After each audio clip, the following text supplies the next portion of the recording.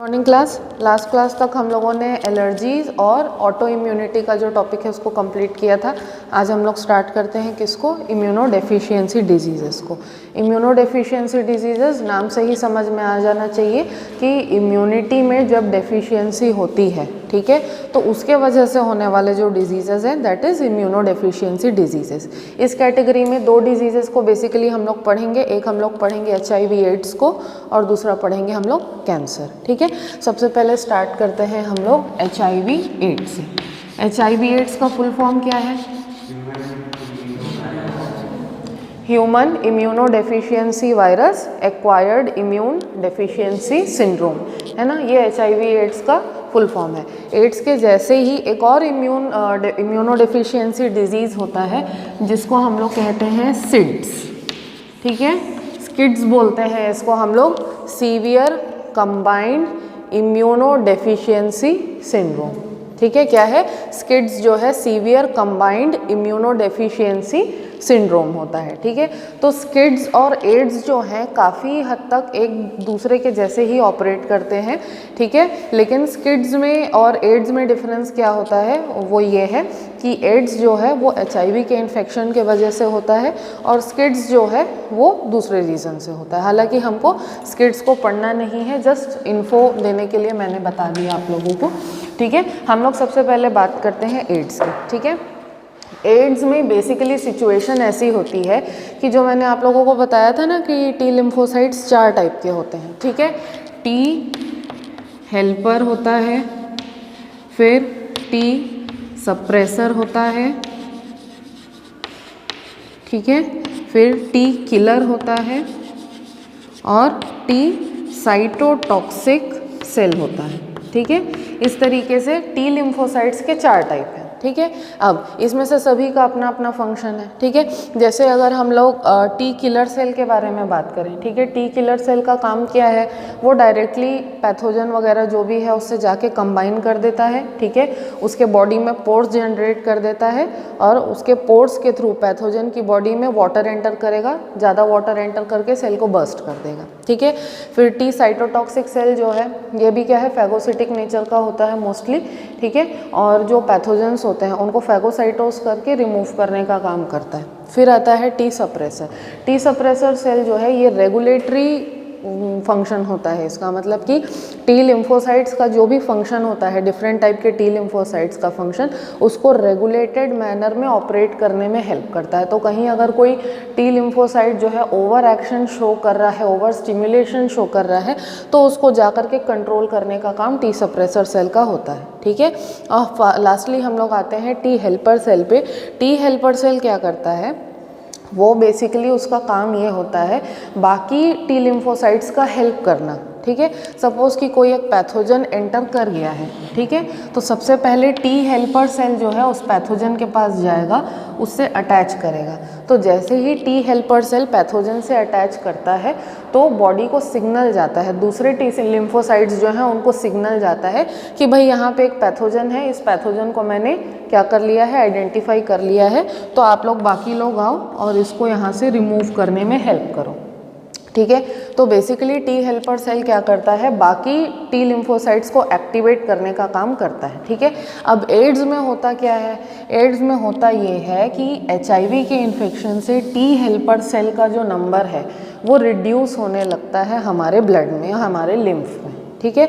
अब T helper cell का number अगर डिक्रीज़ होगा, ठीक है, तो पैथोजन के आइडेंटिफिकेशन में या सिग्नलिंग में हेल्प करने के लिए कोई दूसरा लिम्फोसाइट प्रेजेंट नहीं रहेगा। तो अगर सिग्नलिंग के लिए कोई दूसरा लिम्फोसाइट है नहीं तो ये बाकी जो तीनों लिम्फोसाइट्स हैं ये जाकर के पैथोजन को मार भी नहीं पाएंगे, ठीक है। अब वो कोई सा भी पैथोजन हो सकता है, छोटे मोटे किसी इन्फेक्शन का भी पैथोजन हो सकता है। अगर उस पैथोजन का सही टाइम पे रिमूवल ना हो बॉडी से, ठीक है, तो फिर वो पैथोजन जो है बहुत लार्ज एक्सटेंट पे बॉडी में इन्फेक्शन कॉज करेगा और जो पर्सन है उसको उसकी डेथ भी हो सकती है, ठीक है। तो बेसिकली T लिम्फोसाइट्स जो हैं, ठीक है, उसमें से T हेल्पर सेल्स जो हैं जिनको हम लोग ऑल्टरनेटिवली CD4 सेल्स भी कहते हैं, ठीक है। इनका नंबर जो है ब्लड में और लिम्फ में बहुत ड्रास्टिकली डिक्रीज़ हो जाता है, जिसके वजह से पैथोजन से हमारी बॉडी फाइट नहीं कर पाती है। अल्टीमेटली कोई छोटा मोटा सा भी इन्फेक्शन जो है बहुत बड़ा फॉर्म ले लेता है और पर्सन की डेथ हो जाती है। ठीक है, बेसिकली ये फंडा होता है। अब एड्स जो है इसका सबसे पहला डायग्नोसिस कहाँ पर हुआ था, मतलब सबसे पहले कहाँ पता चला था कि एड्स टाइप के कोई डिजीज़ होता है। ठीक है, एड्स का जो डिजीज़ है ये सबसे पहले 1981 में अमेरिका में पकड़ाया। ठीक है, 1981 में एड्स का सबसे पहला इन्फेक्शन जो है किसी पर्सन में देखा गया। ये माना जाता है कि एड्स जो था वो नॉर्मली मंकीज़ में होने वाला डिजीज़ था। ठीक है, लेकिन क्योंकि एड्स जो है वो ब्लड के थ्रू अगर कांटेक्ट होता है, ठीक है, ब्लड टू ब्लड अगर कांटेक्ट होता है तो उस कांटेक्ट से भी फैल सकता है। तो ये माना जाता है कि कोई मंकी था जिसको एड्स रहा होगा। ठीक है, उसको लैब में शायद उस मंकी के ऊपर कुछ एक्सपेरिमेंट कर रहे थे, उस मंकी का ब्लड और जो कोई भी साइंटिस्ट या जो कोई भी पर्सन उसके साथ डील कर रहा था, ठीक है, उसका ब्लड, ठीक है, दोनों का ब्लड जो है कांटेक्ट में आया होगा। शायद साइंटिस्ट के हाथ में या कहीं पे कट लग गया होगा और मंकी का जो ब्लड है उस कट के थ्रू साइंटिस्ट के बॉडी के कांटेक्ट में आया होगा। ठीक है, तो उसके बॉडी का जो इन्फेक्शन था एड्स का वो साइंटिस्ट के बॉडी में एंटर कर गया। ठीक है, ऐसा मान करके हम लोग चलते हैं सपोजिडली, ज़रूरी नहीं है कि ऐसा ही हुआ हो, सपोजिडली हम लोग थियोरेटिकली ऐसा मान के चलते हैं। ठीक है, तो इस तरीके से मंकीज से ये जो इन्फेक्शन है ये ह्यूमंस के अंदर एंटर किया। ठीक है, अब 1981 में सबसे पहला इन्फेक्शन यूएसए में देखा गया। उसके बाद फ्रांस का एक साइंटिस्ट था जिसका नाम था मोंटैग्नियर। ठीक है, मोंटैग्नियर नाम का जो साइंटिस्ट था इसने सबसे पहले एड्स का जो वायरस है उसकी डिस्कवरी की, मतलब कि उसका आइडेंटिफिकेशन जो है वो मोंटैग्नियर नाम के साइंटिस्ट ने कब किया, 1983 में किया। ठीक है, इंडिया में सबसे पहले एड्स का जो केस है वो चेन्नई में मिला 1986 में। ठीक है, तो 1981 को सबसे पहला केस मिला यूएसए में। ठीक है, मोंटैग्नियर ने 1983 में एड्स का जो वायरस है उसको आइडेंटिफाई किया और 1986 में चेन्नई में इंडिया में सबसे पहले एड्स का जो केस है ये पकड़ाया। ठीक है, ये जो है इस तरीके से एड्स की हिस्ट्री है। ठीक, अब सबसे पहले हम लोग इसके बाद में बात करते हैं एड्स के वायरस के स्ट्रक्चर के बारे में। ठीक है, एड्स के वायरस का स्ट्रक्चर बुक में दिया है, नहीं दिया है? मैं बना रही हूँ, अपने नोटबुक में या अपने बुक में ही साइड में अगर जगह हो तो इसको बना लो। ठीक है, सबसे पहले तो एड्स वायरस का जो कोर होता है, ठीक है, इसमें दो डबल स्ट्रैंडेड आरएनए के थ्रेड्स होते हैं, सॉरी सिंगल स्ट्रैंडेड, दो अलग अलग सिंगल स्ट्रैंडेड आरएनए के थ्रेड्स होते हैं। ठीक है, इसके बाद में क्या होता है कि इसके साथ में एंजाइम प्रेजेंट होता है, रिवर्स ट्रांसक्रिप्टेज एंजाइम। ठीक है, इसके बाद ये जो सिंगल स्ट्रैंडेड आरएनए प्रेजेंट होता है उसके चारों तरफ एक प्रोटीन की कोटिंग होती है, लाइक दिस।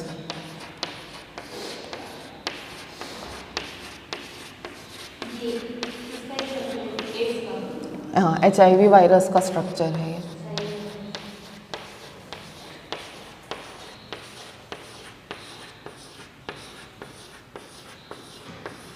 ठीक है, ये पहली कोटिंग होती है। ठीक है, ये जो पहली कोटिंग है इसको हम लोग इनर कवरिंग या इनर कैप्सिड बोलते हैं। ठीक है, इनर कैप्सिड जो है इस पे जो क्या कहना चाहिए, प्रोटीन बेसिकली जो होता है इसको हम लोग कहते हैं P24। P will stand for protein.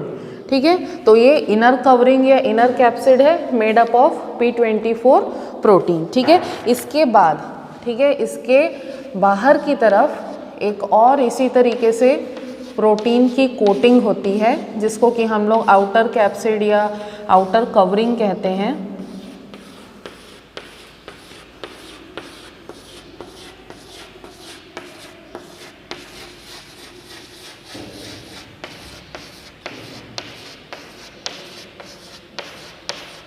ठीक है, ये आउटर कवरिंग या आउटर कैप्सिड जो है this is made up of P18 proteins.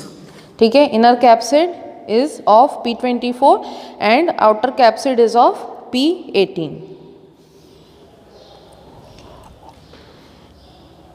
ठीक है, इसके बाद क्या होता है कि ये जो कैप्सिड है, कैप्सिड के बाहर भी, ठीक है, एक आउटर एनवलप होता है।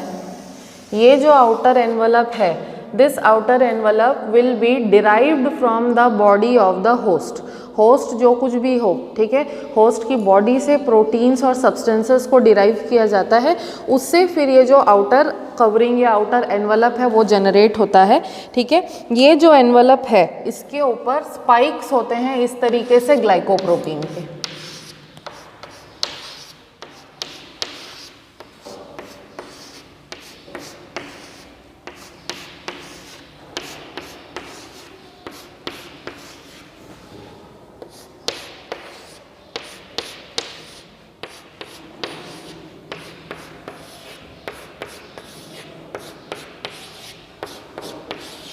ठीक है। इस तरीके से क्या होते हैं, ग्लाइकोप्रोटीन के स्पाइक्स होते हैं, ठीक है।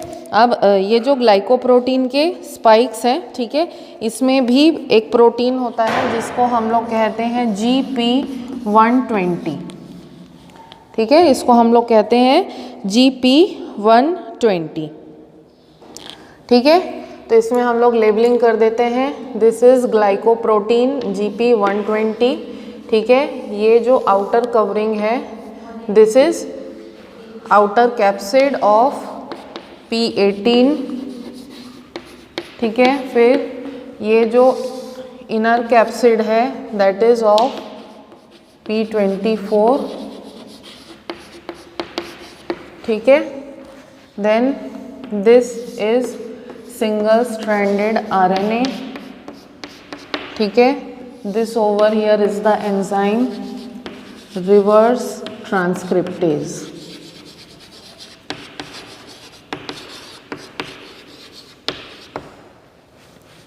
ठीक है।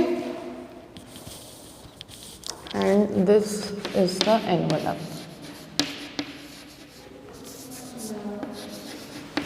एनवलप है, and this over here is the core, ठीक है। बना लिए सब लोग, है ना। तो अब ये जो HIV का स्ट्रक्चर हम लोगों ने बनाया है, ठीक है, HIV जो है वो भी दो टाइप का होता है, एक होता है HIV1 और एक होता है HIV2, ठीक है। दोनों का जो स्ट्रक्चर है, दोनों में बहुत ही माइनर डिफरेंसेस होते हैं, मींस कि टाइप ऑफ प्रोटीन में थोड़ा बहुत डिफरेंस होता है, ठीक है, बाकी मोस्टली बहुत ज़्यादा डिफरेंस नहीं होता है, ठीक है। जैसे कि HIV2 जो है वो ज़्यादातर अफ्रीका में कॉमन है, और HIV1 जो है वो मोस्टली बाकी दूसरी जो कॉन्टिनेंट्स हैं या दूसरे जो कंट्रीज़ हैं उनमें ज़्यादा कॉमन होता है, ठीक है। अदरवाइज बाकी, ठीक है, इन्फेक्शन या HIV जो है इसमें एंटीजन के जैसे कौन एक्ट करता है, ये जो ग्लाइकोप्रोटीन्स प्रेजेंट है ना एनवलप के ऊपर, यही ग्लाइकोप्रोटीन्स जो है ये एंटीजन के जैसे एक्ट करते हैं, ठीक है। ये जो ग्लाइकोप्रोटीन 120 है, इसका फंक्शन बेसिकली ऐसा होता है कि ये GP120 जो है ये T हेल्पर सेल्स को आइडेंटिफाई कर लेता है, ठीक है। T हेल्पर सेल्स को आइडेंटिफाई करेगा, ठीक है, आइडेंटिफाई करने के बाद में उनमें इन्फेक्शन कॉज करेगा, ठीक है। तो ये डायरेक्टली कहाँ जाएगा, पहले T हेल्पर सेल में जाके उसमें क्या कर देता है, इन्फेक्शन कॉज कर देता है, ठीक है। अब इसका लाइफ साइकिल जैसे ही T हेल्पर सेल में कंप्लीट होगा, T हेल्पर सेल से ये बाहर निकल जाएगा मल्टीप्लाई होकर के, फिर T हेल्पर सेल से जब ये बाहर निकलेगा तो T हेल्पर सेल्स को डिस्ट्रॉय करता हुआ बाहर निकलेगा। तो इससे क्या होगा कि जो T हेल्पर सेल्स का नंबर है वो धीरे धीरे क्या होते जाएगा, डिक्रीज होते जाएगा, ठीक है। T हेल्पर सेल्स का नंबर यानी कि प्लाज्मा में, सीरम में, ठीक है, उसके बाद जो लिम्फ है उसमें सब में कम होता जाएगा। इवेंचुअली एक टाइम ऐसा आएगा कि T हेल्पर सेल्स का नंबर इतना ज़्यादा रिड्यूस हो जाएगा कि वो इन्फेक्शन से फाइट नहीं कर पाएंगे। अल्टीमेटली छोटे छोटे जो अपॉर्चुनिस्ट इन्फेक्शंस होते हैं, सर्दी, खांसी, हल्का सा बुखार, माइकोप्लाज्मा का इन्फेक्शन, डायरिया, डिसेंट्री वगैरह, जो अपॉर्चुनिस्ट इन्फेक्शंस होते हैं वो पर्सन को क्या कर देते हैं, अटैक कर देते हैं। पर्सन की जो बॉडी है वो डिफेंड नहीं कर पाती है इन छोटे छोटे इन्फेक्शंस को, ठीक है, और एज अ रिजल्ट पर्सन बहुत ज़्यादा क्या हो जाता है, क्रिटिकल कंडीशन में चले जाता है, अल्टीमेटली उसकी डेथ हो जाएगी, ठीक है। चलो अब हम लोग HIV के ट्रांसमिशन के बारे में बात करते हैं। HIV का ट्रांसमिशन कैसे कैसे होता है बताओ? ब्लड से कैसे? सेक्सुअल कांटेक्ट से, और हाँ, used injection, used blades, used syringe, ठीक है, ये सब जो है इसको शेयर करने से, और प्लेसेंटा से भी हो सकता है, मदर से बेबी को, और ब्लड ट्रांसफ्यूजन से हो सकता है। किसी इन्फेक्टेड पर्सन का ब्लड जो है बिना चेक किए हुए अगर किसी हेल्दी पर्सन के बॉडी में ट्रांसफ्यूज़ कर दिया जाए तो उससे भी इन्फेक्शन हो सकता है। तो मोड्स ऑफ ट्रांसमिशन जो हैं इसके बहुत सारे हैं, ठीक है। सबसे पहला तो ये है कि 3-4 मेथड्स हैं जिनको कि हम लोग क्लासीफाई करते हैं, ठीक है। सबसे पहला तो है ट्रांसफ्यूजन, ठीक है, इसको हम लोग पेरेंटेरल रूट भी कहते हैं,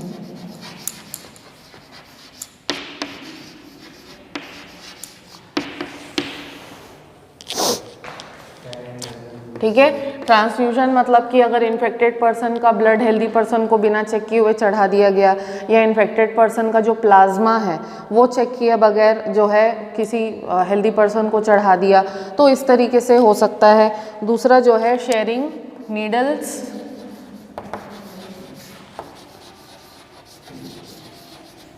एंड रेजर्स, ठीक है। इसके बाद sexual contact with an infected person, ठीक है। एंड लास्टली ट्रांसप्लेसेंटल ट्रांसमिशन, ठीक है। तो इस तरीके से 4 तरीकों से इन्फेक्शन जो है वो स्प्रेड हो सकता है, ठीक है। ट्रांसफ्यूजन यानी कि ब्लड और ब्लड के कंपोनेंट्स जो हैं अगर वो बिना चेक किए हुए ट्रांसफ्यूज़ कर दिए जाए, नीडल्स, रेजर्स, ठीक है, इस तरीके के जो शार्प ऑब्जेक्ट्स हैं, ठीक है, जिनसे ब्लड निकल सकता हो, ठीक है, जिन पे ब्लड लग सकता हो, उनको शेयर करना, ठीक है। सेक्सुअल कांटेक्ट जो प्राइमरी कॉज होता है, मेथड होता है। एंड लास्टली ट्रांसप्लेसेंटल ट्रांसमिशन, अगर इन्फेक्टेड मदर है तो इन्फेक्टेड मदर से जो अनबॉर्न बेबी होता है उसको भी हो सकता है, लेकिन ट्रांसप्लेसेंटल ट्रांसमिशन जो है उसको रोका जा सकता है अगर मदर को पहले से पता हो कि आई एम HIV पॉजिटिव, ठीक है। तो अगर वो समय से डॉक्टर को इन्फॉर्म करे, डॉक्टर को इन्फॉर्म करके मेडिसिन करे, तो there are medicines available which can prevent the transplacental transmission. तो कई मदर्स ऐसी भी होती हैं जो कि प्रॉपर टाइम पे अगर मेडिसिन्स लें तो HIV पॉजिटिव मदर से बच्चे को इन्फेक्शन होने से बच जाता है। ऐसे कई एग्जाम्पल्स देखे हुए हैं, ठीक है। और एक चीज़ यहाँ पे क्लैरिफाई करूँगी कि ट्रांसमिशन जो है वो कैसे नहीं फैलता है। साथ में बैठने से, बुक्स शेयर करने से, ठीक है, एक दूसरे के साथ एक ही प्लेट में खाना खाने से भी नहीं होता है ट्रांसमिशन, ठीक है। हाथ मिलाने से, हग करने से, ठीक है, चीज़ों को शेयर करने से, ठीक है, ये सब तरीक़ों से जो है ट्रांसमिशन नहीं होता। कई लोग क्या करते हैं, एक सोशल स्टिग्मा होता है, भाई तेरे को एड्स है तो हम लोग तेरे से बात नहीं करेंगे, तेरे को अछूत के जैसे हम लोग तेरे साथ हम लोग बिहेव करेंगे। तो वो सारी चीज़ें नहीं करनी चाहिए, बिकॉज अनटिल एंड अनलेस ये 4 तरीके ना हो, इन चारों तरीक़ों को छोड़ करके बाकी किसी तरीके से जो है एड्स का इन्फेक्शन स्प्रेड नहीं होता है। ये चीज़ हम सबको ध्यान में रखनी चाहिए। और एक चीज़ यहाँ पे क्लियर करूँगी, HIV पॉजिटिव होना और एड्स होना दोनों में डिफरेंस है, ठीक है। HIV पॉजिटिव होना और एड्स होना दोनों में डिफरेंस किस लिए है, क्योंकि यहाँ पे इंक्यूबेशन पीरियड जो है वो बहुत एक बड़ा फैक्टर हो जाता है, ठीक है। जैसे कि एड्स का जो इंक्यूबेशन पीरियड होता है ना, जनरली 2 या 3 साल का होता है, ठीक है। कई सारे केसेस में एड्स जो है इन्फेक्शन होने के 10 साल बाद तक भी नहीं होता है। तो इंक्यूबेशन पीरियड क्योंकि इतना लंबा होता है ना, तो इंसान को समझ में आना मुश्किल हो जाता है कि शायद मुझे एड्स है, क्योंकि कई बार जैसे छोटे छोटे इन्फेक्शंस होते हैं जिनका इंक्यूबेशन पीरियड 1 या 2 दिन का होता है, तो उसमें पर्सन को फिर भी रिकॉर्ड रहता है कि हाँ परसों मैंने फलाना आदमी के कांटेक्ट में आया था, उसको चिकन पॉक्स था, तो चलो मेरे को भी हो गया। लेकिन एड्स के साथ सीन ऐसा होता है कि भाई मिनिमम 2 से 3 साल होता है इंक्यूबेशन पीरियड, मैक्सिमम 10 या 15 साल भी हो सकता है। तो 10 या 15 साल पुरानी बात आदमी कैसे याद रखेगा कि 15 साल पहले मेरे को जॉन्डिस हो गया था या मेरे को कुछ हो गया था तो मैंने ब्लड ट्रांसफ्यूज़ करवाया तो उससे मेरे को एड्स हो गया। तो लोगों को मतलब मेमोरी उतनी नहीं रहती, तो लोग समझ भी नहीं पाते हैं कि इंक्यूबेशन पीरियड भाई इतना लंबा हो सकता है करके। तो इंक्यूबेशन पीरियड जो है वो बहुत बड़ा फैक्टर है। इंक्यूबेशन पीरियड के पहले जब इनिशियली HIV का इन्फेक्शन हो जाता है तब पर्सन जो है HIV पॉजिटिव ज़रूर हो जाता है, लेकिन डिजीज़ को डेवलप होने में अगर 2-3 साल लग रहे हैं, 10 या 15 साल साल लग रहे हैं, तो उस ड्यूरेशन में सिर्फ इन्फेक्शन है लेकिन पर्सन को एड्स नहीं हुआ है। जब एक्चुअली एड्स के सिम्टम्स जो है पर्सन को दिखने लगे, उसके बॉडी में प्रोड्यूस होने लगे, तभी हम लोग मान सकते हैं कि किसी पर्सन को एड्स हुआ है। ठीक है, अब एड्स के सिम्टम्स क्या क्या हैं? सबसे पहले तो एक्सेसिव वेट लॉस होना, बहुत ज़्यादा अचानक से वेट लॉस हो जाना, एकदम से कमज़ोरी फील होते रहना, बार बार मतलब हर दूसरे तीसरे दिन फीवर आना, ठीक है, बार बार डायरिया डिसेंट्री होना, बहुत बार बार सर्दी खांसी होना, चक्कर आना, ठीक है, जैसे मतलब कोई भी नॉर्मल डिजीज़ होता है ना, कोई नॉर्मल फूड पॉइजनिंग का भी इन्फेक्शन हो जाता है, ठीक है, तो फूड पॉइजनिंग का भी इन्फेक्शन होने से जैसे सिम्टम्स दिखते हैं वैसे ही एड्स के भी सिम्टम्स होते हैं, ठीक है। लेकिन क्योंकि एड्स के सिम्टम्स और बाकी इन्फेक्शन के सिम्टम्स क्योंकि एक जैसे होते हैं तो समझ पाना जो है वो बहुत मुश्किल हो जाता है, ठीक है। तो अगर यही सारे सिम्टम्स जो हैं आपको बार बार आपकी बॉडी में प्रोड्यूस हो रहे हैं, बार बार आपको देखने के लिए मिल रहे हैं, then you must always get yourself checked कि एड्स हुआ है या नहीं हुआ है, ठीक है। अब एड्स का जो वायरस है, HIV वायरस जो है, उसकी प्रेजेंस को चेक करने के लिए जनरली 2 टेस्ट जो हैं प्रिफर किए जाते हैं। एक होता है एलाइजा, ठीक है, डिटेक्शन के लिए 2 टेस्ट्स होते हैं एलाइजा। एलाइजा का फुल फॉर्म आप लोगों को नहीं पता होगा, एंजाइम लिंक्ड इम्यूनोसॉर्बेंट एसे, ठीक है, एंजाइम लिंक्ड इम्यूनोसॉर्बेंट एसे, ये एलाइजा का फुल फॉर्म है, ठीक है।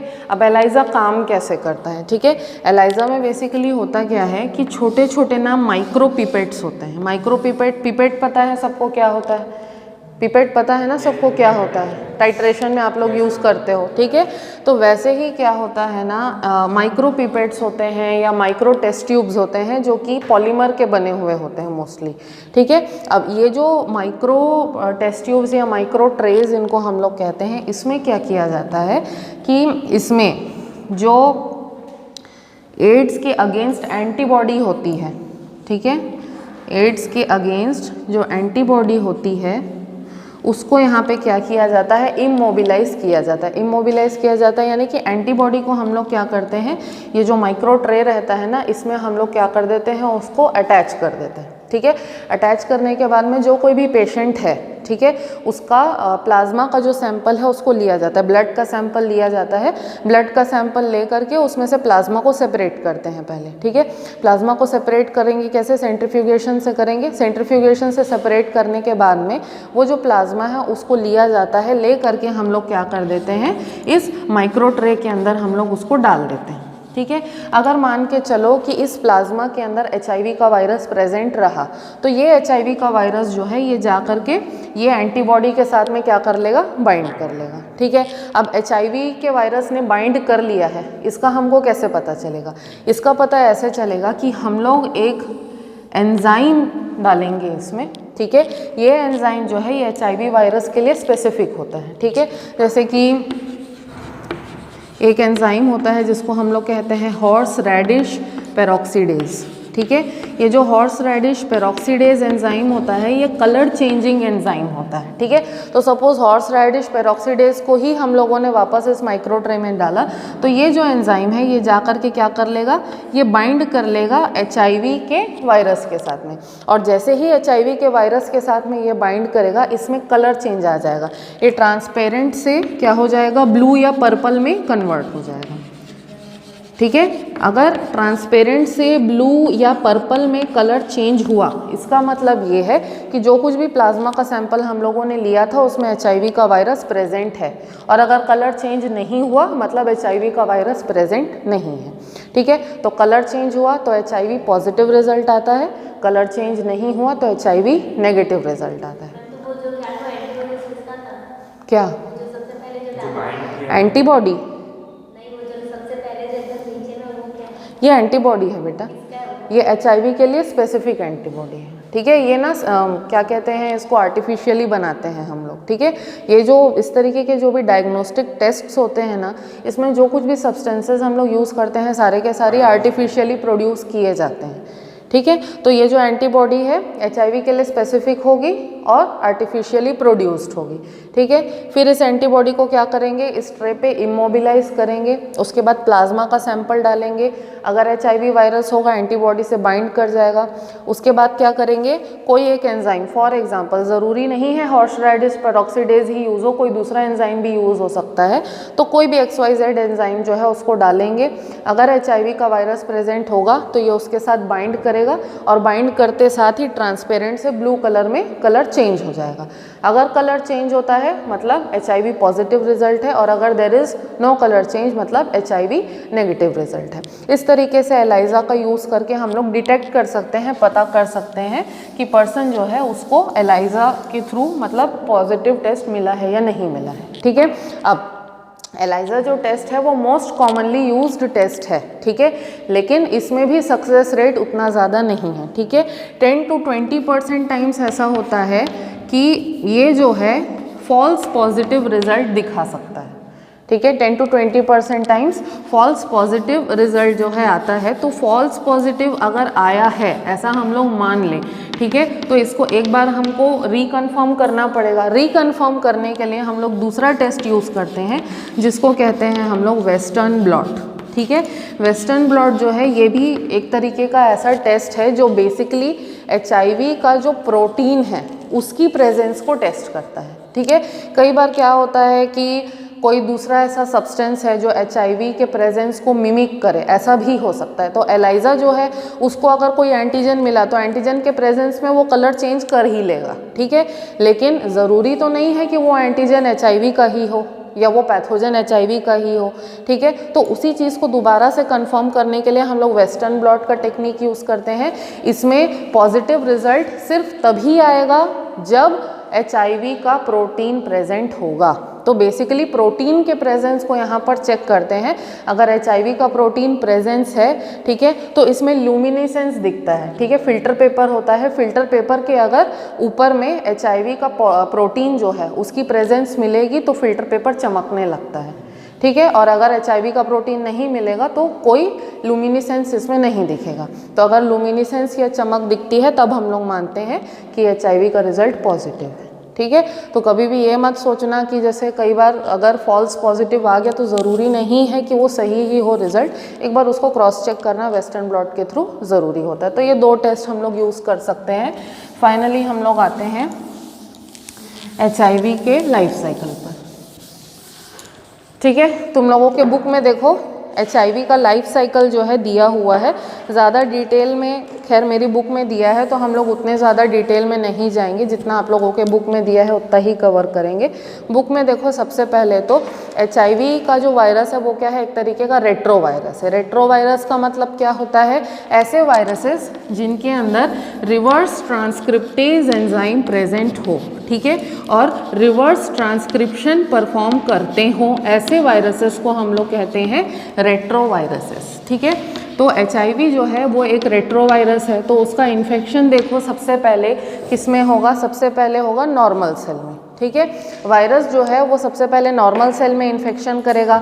इन्फेक्शन करने के बाद क्या होगा कि वायरस का जो RNA है वो सेल को एंटर करेगा, ठीक है। सेल को एंटर करने के बाद में क्या करेगा कि रिवर्स ट्रांसक्रिप्शन का प्रोसेस कंप्लीट करेगा। रिवर्स ट्रांसक्रिप्शन में क्या होगा, RNA से, ठीक है, DNA बनेगा। कैसे, रिवर्स ट्रांसक्रिप्टेज एंजाइम के हेल्प से, ठीक है। अब RNA से रिवर्स ट्रांसक्रिप्टेज एंजाइम के हेल्प से जो DNA बना, ये DNA क्या करेगा, उस सेल का जो जीनोम है उसमें इनकॉर्पोरेट हो जाएगा, उसमें मिल जाएगा, ठीक है। तो ये जो वायरल DNA बना ये किस में इनकॉर्पोरेट हो गया, होस्ट DNA में इनकॉर्पोरेट हो गया, ठीक है। अब ये जो होस्ट DNA है जब ये एक्सप्रेस होगा तो होस्ट DNA के साथ साथ वायरल DNA भी एक्सप्रेस होने लगेगा, ठीक है। अब वायरल DNA जब एक्सप्रेस होगा तो धीरे धीरे क्या होंगे, वायरस के जो पार्टिकल्स हैं वो बनने स्टार्ट हो जाएंगे, ठीक है। इस तरीके से वायरस के जो पार्टिकल्स हैं वो बनने स्टार्ट हो जाएंगे। इसके बाद ये जो वायरस के सारे पार्टिकल्स हैं ये असेंबल होंगे, ठीक है। असेंबल होने के बाद में ये क्या करेंगे, सेल को बर्स्ट करेंगे। सेल को बर्स्ट करके ये बाहर रिलीज हो जाएंगे, ठीक है। अब ये जो नए वायरस के पार्टिकल्स यहाँ पर असेंबल हुए, मतलब नया वायरस बन गया। अब ये वायरस जो है सेल के बाहर रिलीज हो गया, होस्ट सेल के बाहर। अब ये जो बहुत सारे क्वांटिटी में जो वायरस के नए ऑर्गेनिजम्स बन रहे हैं, नए वायरसेस बन रहे हैं, कि पूरी बॉडी में फैल जाएंगे। पूरी बॉडी में फैल करके जितने भी हमारे बॉडी के सेल्स हैं, वन बाय वन उनको इन्फेक्ट करना चालू करेंगे। प्राइमरीली इनका अटैक किस पे होता है? प्राइमरीली इनका अटैक जो है होता है टी हेल्पर सेल्स के ऊपर, ठीक है। पहले नॉर्मल सेल के अंदर उनका लाइफ साइकिल चलेगा, नॉर्मल सेल के अंदर अपने आप को मल्टीप्लाई कर लेंगे। उसके बाद जब मल्टीप्लाई हो जाएंगे, सीधे इनका टारगेट होता है टी हेल्पर सेल। फिर उनका लाइफ साइकिल जो है टी हेल्पर सेल में चलेगा, टी हेल्पर सेल को बर्स्ट करते जाएंगे।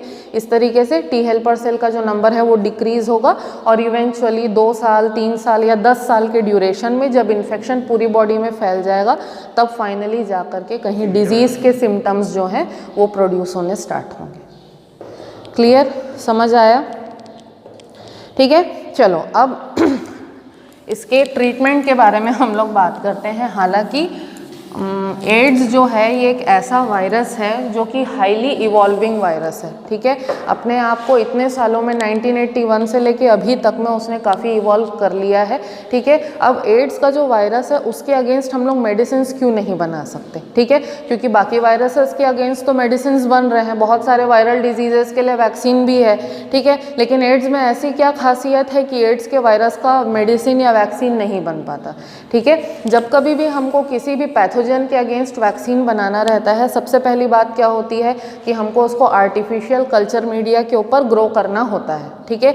एड्स के वायरस की खासियत क्या है? वो आर्टिफिशियल कल्चर मीडिया पे ग्रो नहीं होता, इसीलिए उसका वैक्सीन नहीं बन पाता। भाई उसको ग्रो करेंगे, उसकी स्टडी करेंगे, उसके ऊपर कुछ 3-5 करेंगे, कुछ उसमें मैनिपुलेशन करेंगे, तब तो कहीं जाके वैक्सीन बनेगा। अब भाई पोलियो भी वायरस से होता है, लेकिन उसका भी तो वैक्सीन है। लेकिन पोलियो का वायरस जैसे एटीन्यूएटेड है, हीट किल्ड वैक्सीन है, तो पहले पोलियो के वायरस को ग्रो किया जाता है, उसको हीट किल करते हैं, फिर सस्पेंशन में डाल के उसको एज अ वैक्सीन मार्केट किया जाता है। लेकिन एड्स का वायरस कहीं ग्रो होगा तब तो उसको कुछ करोगे। तो एड्स का वायरस जो है वो आर्टिफिशियल ग्रोथ मीडिया पे ग्रो ही नहीं करता, इसीलिए उसका वैक्सीन भी आज तक नहीं बना है, ठीक है। उसका नेचुरल प्रॉपर्टी ही वैसा है बेटा। वो एक तो हाईली इवॉल्व होते हैं, ठीक है, बहुत बार बार उसमें इवोल्यूशन, बहुत रैपिड चेंजेस उसमें आते रहते हैं, ठीक है। अब उसमें कंटिन्यूसली चेंज आते रहेगा तो मतलब इतने देर में कि साइंटिस्ट समझें कि हाँ भाई चलो ये इसकी ये रिक्वायरमेंट है, ये ऐसे ग्रो करेगा। अब ठीक है, वो अपनी रिक्वायरमेंट तुरंत से चेंज कर देगा तो साइंटिस्ट को भी तो रिक्वायरमेंट समझने में टाइम लगेगा। वो अपने आप के अंदर इतना रैपिड चेंज लेकर के आता है कि साइंटिस्ट को भी समझने में टाइम लगता है, इसीलिए साइंटिस्ट बेचारा कुछ कर भी नहीं पाता है चाह के, ठीक है। तो डिजीज़ को रोकने के लिए हैं कुछ मेडिसिन्स हैं, ठीक है, जो कि इन्फेक्शन का जो एक्सटेंट है, ठीक है, उसको रोकने के लिए या इन्फेक्शन का जो रेट है उसको रिड्यूस करने के लिए कोशिश कर सकती हैं। हालांकि एड्स का वायरस जो है वो पूरी तरह मारा नहीं जा सकता और उसके लिए आज तक वैक्सीन भी नहीं बना है। तो best is to maintain our own hygiene, ठीक है, अपनी सावधानी हमको खुद रखनी है, बस यही एक सबसे बड़ा मेडिसिन है, ठीक है। और जो चीज़ स्पेसिफिकली मैं बोलूँगी, do not have multiple sexual partners, ठीक है। कोई भी ब्लड ट्रांसफ्यूजन या इस तरीके की कोई भी मतलब इवेंट अगर हमें फेस करनी है तो उस टाइम पे we have to make sure कि हम लोग कोई वेल एस्टेब्लिश्ड अच्छी जगह पे जाएं। हमको ये इंश्योर करना है कि हम न्यू नीडल्स या न्यू रेजर्स जो हैं उसको यूज़ करें, ठीक है। दूसरों का शेयर किया हुआ सामान, नीडल्स, रेजर्स वगैरह, सिरिंज वगैरह हमको यूज़ नहीं करना है। तो ये सब छोटी छोटी जो प्रिकॉशंस हैं ये अगर लेंगे उसी से हम लोग बच सकते हैं, ठीक है। बाकी अदरवाइज़ हमारे कंट्री में, ठीक है, नैको नाम से एक एनजीओ है, सुना है? नैको नाम से एक एनजीओ है, नेशनल एड्स कंट्रोल ऑर्गेनाइजेशन, ठीक है। तो नैको जो है ये जनरली एड्स के प्रति हमारे कंट्री में अवेयरनेस क्रिएट करने में हेल्प करता है। और नेको के थ्रू जो है, बिकॉज एनजीओ है, ठीक है, तो बहुत कम रेट्स पे या फ्री ऑफ कॉस्ट जो है एड्स की मेडिसिन भी मिल जाती हैं। आज के डेट में जितने भी गवर्नमेंट हॉस्पिटल्स हैं हमारी कंट्री में, हर जगह एक एड्स कंट्रोल का डिपार्टमेंट जो है, एड्स डिटेक्शन का जो डिपार्टमेंट है वो सेपरेट होता है। वहाँ पे सारी चीज़ें जो है कंप्लीट कॉन्फिडेंशियलिटी से होती हैं तो किसी पर्सन को अगर कोई इन्फेक्शन है या कोई प्रॉब्लम है तो उसके बारे में बाहर कहीं भी कोई नॉलेज नहीं जाएगी। इतना अरेंजमेंट जो है हमारी गवर्नमेंट ने कर रखा है। बाकी अपनी बुद्धि है, सबको अपनी बुद्धि खटानी है, अपनी सावधानी सबको खुद रखनी है, अदरवाइज इस डिजीज़ से हम लोग बच नहीं सकते। ठीक है, अब बताओ कितना टाइम बचा है, कैंसर स्टार्ट करूं या नहीं? 9:53 हो गया। चलो एक काम करते हैं, कैंसर को हम लोग नेक्स्ट क्लास में डिस्कस करेंगे। इसके बाद कुछ और टॉपिक दिया है क्या बुक में? ड्रग्स वाला दिया है ना, ठीक है। चलो कैंसर और ड्रग्स को हम लोग नेक्स्ट क्लास में डिस्कस करते हैं। ठीक है, आज का जो भी मैंने समझाया एड्स के बारे में सब समझ आया? इसका लाइफ साइकिल बहुत इंपॉर्टेंट है। एड्स का लाइफ साइकिल जो है आप लोगों को पढ़ना है, याद रखना है। ठीक है, दोनों एक ही है, दोनों एक ही है जो मैंने पहले बताया था और ये जो है। ठीक है, बुक में जो चार्ट के फॉर्म में दिया है उसको अच्छे से अपने दिमाग में बैठा लो, याद कर लो, क्योंकि एग्ज़ाम में ये पक्का आएगा। ठीक है।